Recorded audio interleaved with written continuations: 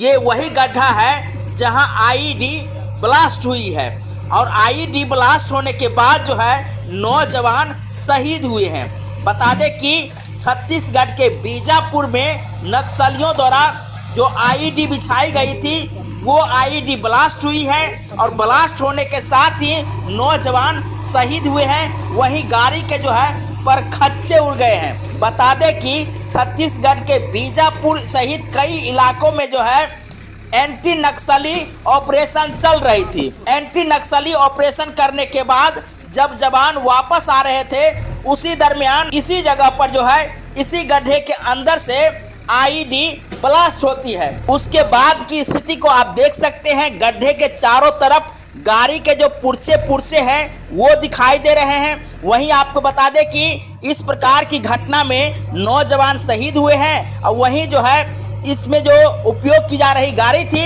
उसके पुर्चे निकल चुके हैं।